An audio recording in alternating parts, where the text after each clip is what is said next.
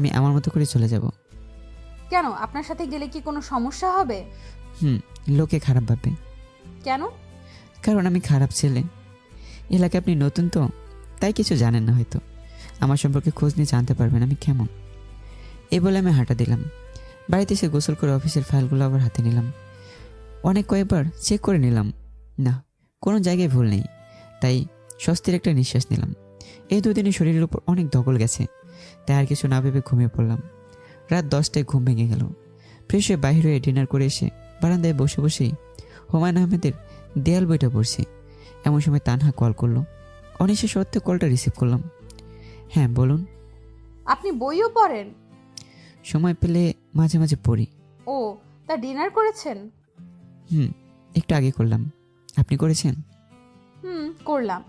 আচ্ছা, পরে কথা হবে, বাই। তানহাকে আর কিছু বলার সুযোগ না দিয়ে কল কেটে দিলাম। কেন জানি কথা বলতে ভালো লাগছে না। বইটা পড়তে অনেক ভালো লাগছে, অনেক সুন্দর একটা বই। বইটা পড়তে পড়তে রাত 12টা বেজে গেল। তাই বইটা রেখে একটা সিগারেট ধরাবো এমন সময় তানহার কথাটা মনে পড়লো। তাই সিগারেটটা ফেলে দিলাম। সিগারেটটা ফেলে দেওয়ার পর তানহা কল করে বলল, ধন্যবাদ আমার কথাটা রাখার জন্য। তারপর অনেকক্ষণ কথা বলে ঘুমিয়ে পড়লাম।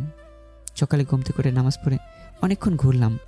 বাড়িতে এসে গোসল করে অফিসের জন্য তৈরি হয়ে বের হয়ে দেখি নাস্তার টেবিলে সবাই বসে আছে, নাস্তা করছে। আমাকে দেখে ভাই কিছু বলতে চেয়েছিল, কিছু বলার সুযোগ না দিয়েই অফিসের দিকে পা বাড়ালাম। যাওয়ার সময় তানার সাথে একত্রে চলে গেলাম। অফিসে ক্যান্টিন থেকে দুজনে নাস্তা করে নিলাম। সকাল 11টায় মিটিং শুরু হয়ে গেল। ইনশাল্লাহ ডিলটা আমরাই পেলাম, যার জন্য বস অনেক খুশি। শুধু বস না, অফিসের প্রত্যেকটা স্টাফও খুশি। বস রাতে একটা পার্টির আয়োজন করেছে। যেহেতু এখন আর কোনো কাজ নেই, তাই বসে বসে তানহার সাথে গল্প করতে লাগলাম। এরই মাঝে অনেকের সাথে কথা বললাম। সবার সাথে কথা বলে খুব ভালো লাগলো। যথারীত নিয়মে লাঞ্চ করে অফিসে এসে বসে আছি। অফিস ছুটি হয়ে গেছে, তাই বাড়িতে চলে এসেছি। বাড়িতে এসে এমন কাউকে দেখব কখনো আশা করিনি। যাকে দেখলাম তাকে দেখার জন্য মোটেও প্রস্তুত ছিলাম না, কারণ যাকে দেখেছি সে আর কেউ না, সে হচ্ছে রোজা। এত কিছুর পরও রোজাকে আমার বাড়িতে দেখব সেটা কখনো ভাবিনি। রোজাকে দেখে রাগে ঘৃণায় সমস্ত শরীর কাঁপছে। ইচ্ছে করছে ঠাটে দুইটা লাগিয়ে দিতে, কিন্তু সেরকম কিছু করার ক্ষমতা আমার নেই। সেই ক্ষমতা অনেক আগে হারিয়ে ফেলেছি আমি। যাই হোক, আর কিছু না ভেবে রুমে গিয়ে ফ্রেশ হয়ে নিলাম। ফ্রেশ হয়ে ছাদে গিয়ে দাঁড়ালাম। আজও দেখলাম ভাই আর ইভা দোলনায় বসে আছে। ভাইয়ের কাঁধে ইভার মাথা। এই দৃশ্য দেখে কেমন জানি বুকের বাপাশে যন্ত্রণা অনুভব করতে লাগলাম। আমি ওদের দেখেও না দেখার ভান করে ছাদের এক কোণে চলে গেলাম। এমন সময় পিছনে কারো উপস্থিতি টের পেলাম। পিছনে তাকে দেখি রোজা। তাকে দেখে আবার রাগটা মাথায় চড়ে গেল। কিছু না বলে অন্যদিকে তাকিয়ে রইলাম। রোজা কিছুক্ষণ আমার পিছনে দাঁড়িয়ে থেকে আমার পাশে এসে দাঁড়ালো। তাকে দেখে আমি নিচে চলে আসতে ধরলাম। ঠিক তখনই রোজা আমাকে নাম ধরে ডাক দিল। আমি শুনেও না শোনার ভান করে আমার রুমে চলে আসলাম। রুমে এসে দরজা বন্ধ করে সমরেশ মজুমদারের সাতকা বইটা পড়তে শুরু করলাম। মন খারাপ থাকলে বই পড়তে অনেক ভালো লাগে, বিশেষ না হলে ট্রাই করে দেখতে পারেন। বইটা অনেকক্ষণ পড়ে নিলাম। ঘড়িতে তাকিয়ে দেখে 5টা বেজে গেল। তাই গোসল করে পার্টির জন্য তৈরি হয়ে নিলাম। তৈরি হচ্ছে এমন সময় বস ফোন করলো। মুন্না, কোথায় তুমি? এই তো স্যার, তৈরি হচ্ছে পার্টিতে আসার জন্য। তোমার জন্য আমি গাড়ি পাঠিয়ে দিচ্ছি। তার লাগবে না স্যার, আমি পৌঁছে যেতে পারবো।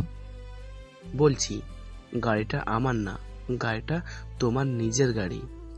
আমার গাড়ি মানে? খুশি হয়ে গাড়িটা তোমাকে গিফট করলাম।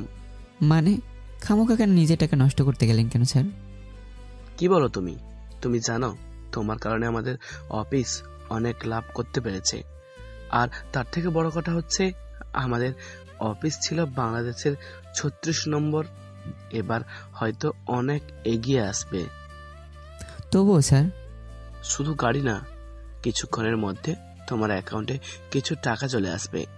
সো এত ভাবাবের কিছু নেই, রেডি হয়ে তাড়াতাড়ি এসো। হ্যাঁ স্যার। স্যারের কথা শুনে থ মেরে খাটের উপর বসে পড়লাম। স্যার কি বললো যেন সব কিছু মাথার উপর দিয়ে গেল। অনেকক্ষণ বসে থাকার পরে দেখলাম কেউ দরজা ধাক্কাচ্ছে। দরজা খুলে দেখি ইভা। ইভাকে দেখে অনেক রাগ হলো। আমি কিছু বলার আগে ইভা বলল, তোমাকে একটা লোক ডাকতেছে। এ কথা বললে ইভা যথারীতি তাড়াতাড়ি চলে গেল। আমি আর কিছু না ভেবে নিচে চলে গেলাম আমাকে কে ডাকছে সেটা দেখার জন্য। নিচে গিয়ে দেখলাম সবাই সোফার উপরে বসে আছে, বসে বসে গল্প করছে। তার মাঝে আরও একটা অপরিচিত লোক আলাদাই বসে আছে। সামনে যেতে দেখি আমাদের অফিসের পিয়ন আঙ্কেল। আমাকে দেখে আঙ্কেল বলল, স্যার আপনার গাড়ির চাবি। হুম। আর আঙ্কেল, আমাকে স্যার না ডেকে নাম ধরে রাখবেন, এতে খুশি হব। আচ্ছা, তাহলে এবার আমি যাই। না আঙ্কেল, বসেন, আমি যাব, দুজনে একত্রে চলে যাব। আচ্ছা বাবা, ঠিক আছে, তাড়াতাড়ি করো।